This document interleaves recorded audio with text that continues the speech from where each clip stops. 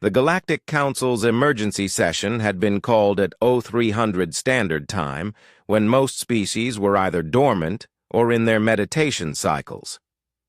Ambassador Zex Thul of the Vorthan Empire watched the holographic displays flicker to life around the circular chamber, each one showing the same impossible footage. A single human female walking through what should have been her execution. "Replay segment 47C, commanded High Arbiter Kellos, her crystalline voice echoing through the chamber's acoustic dampeners. The footage began again.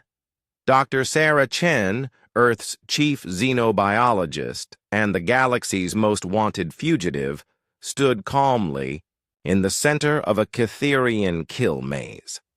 Around her, invisible force fields hummed with enough energy to atomize a battlecruiser. Plasma torrents that could melt through starship hulls raged past her position. She took a sip from what appeared to be a cup of coffee and checked her wristwatch. The temporal displacement field registered at 400 terajoules, reported the Andromedan delegate, his mechanical voice betraying what might have been confusion in an organic being. The gravitational shears measured 2,000 times standard planetary norm. The toxic atmosphere contained 17 different compounds, each lethal to known carbon-based life. "And yet she remains," Kellos said, her tone flat. Zex Thul shifted uncomfortably in his hover seat. 3 months ago, the Council had been confident. Dr. Chen had discovered something in the Kepler ruins, something that threatened the very foundation of galactic civilization. The ancient texts she'd decoded revealed truths that could destabilize the careful balance of power that had existed for millennia. She had to be eliminated. They'd started subtly. A pirate attack on her research vessel, she'd talked the pirates into joining her research team. An accidental reactor leak at her station, she'd jury-rigged a solution that actually improved the station's efficiency by 300%. A targeted plague, she'd developed a cure and distributed it freely to 17 systems. Then they'd stopped, being subtle. The footage shifted to segment 12A. The Nexus Collective's finest assassin, a being of pure energy capable of existing in 11 dimensions simultaneously, materializing behind Dr. Chen as she worked in her laboratory. The assassin's energy blade, sharp enough to cut through the fabric of space-time itself, descended toward her neck. Dr. Chen had ducked, picked up a fire extinguisher, and sprayed the assassin until he sneezed himself back into the dimensional void. "How?" Zex Thul had asked his intelligence chief after that failure. "We're not entirely sure, sir. Our analysts believe she may have, insulted his mother in 11 dimensions simultaneously." The hologram now showed segment 89F, Dr. Chen standing in the middle of a Thanosian fleet deployment. 300 warships, each carrying enough firepower to sterilize a continent, had opened fire simultaneously. The energy readings had been so intense that the recording equipment had briefly achieved sentience before overloading. When the smoke cleared, Dr. Chen stood in the exact same spot, now wearing what appeared to be a hand-knitted sweater that read, "I survived Thanosian overkill, and all I got was this sweater." The energy signatures, the Thanosian admiral had reported in his debriefing, indicated a probability cascade failure. Reality itself seemed to hiccup. High Arbiter Kellos paused the recording. "We have attempted 247 different assassination methods. Temporal assassins, quantum bombs, reality viruses, conceptual weapons, and things that don't technically exist yet. The last attempt involved hiring the heat death of the universe itself." "What happened?" asked the Centauran delegate. Dr. Chen offered it a cup of tea and a nice chat. "They're apparently pen pals now." The chamber fell silent except for the soft humming of translation matrices. Finally, the newest member of the council, Ambassador Tekra from the recently contacted Spiral Coalition, raised a tentacled appendage. "Perhaps," Tekra suggested carefully, "we're approaching this incorrectly. What if we simply asked her to stop?"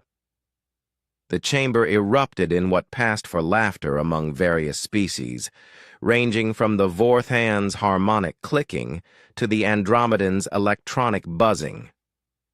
"You don't understand," Zexthul explained patiently. "She's human. They're different. We've been monitoring their species for cycles. They've survived ice ages, asteroid impacts, global wars, and something called reality television. Their idea of a balanced breakfast includes a substance that's toxic to 90% of known life forms." "Caffeine," several delegates whispered in, the tone usually reserved for discussing supernovas. The hologram switched to a new feed. Real-time surveillance of Dr. Chen in her current location, a supposedly impregnable fortress moon orbiting a collapsing star. She was gardening. The plants appeared to be thriving despite the intense radiation that should have reduced them to subatomic particles. Suddenly, the image shifted as a communication request came through. Dr. Chen looked directly at the camera and smiled. "Hello, Galactic Council," she said cheerfully, somehow speaking in the native language of each delegate simultaneously. "I've been expecting your call." High Arbiter Kellos straightened. "Dr. Chen, we demand you cease your research immediately and surrender yourself for judgment." "That's nice," Dr. Chen replied, transplanting what looked like a uranium flower into a pot of enriched plutonium soil. "But I'm going to have to decline. I'm quite busy saving the galaxy from the thing you're all so afraid I'll discover." "You cannot continue to evade us forever," Kellos declared. Dr. Chen paused in her gardening and looked thoughtful. "You know, you're probably right. So let me make you a counteroffer." She reached into her pocket and pulled out a small device that made every scanner in the chamber go completely haywire. "I've already found it," she said simply. "The thing in the Kepler ruins. The secret that supposedly threatens galactic civilization. Would you like to know what it is?" The chamber held its collective breath. "It's an instruction manual," Dr. Chen continued, "for species who want to graduate from galactic civilization to something bigger, something that doesn't require keeping other species down to maintain stability. The builders of the Kepler ruins. They didn't disappear. They graduated." She held up the device. "This is their final gift, a key to the next level of existence. But here's the thing. It only works if you're ready to let go of the old ways." "Impossible," Kellos breathed. "Humans have a saying," Dr. Chen said, her smile widening. "The best way to predict the future is to invent it. So here's what's going to happen. You can keep sending assassins. I've gotten quite fond of our little dance. Or you can trust me to use this responsibly." She paused, then added with distinctly human mischief, "Your choice. But just so you know, I've already sent the complete translation to every scientific institution on Earth. My species doesn't really do keeping dangerous secrets very well."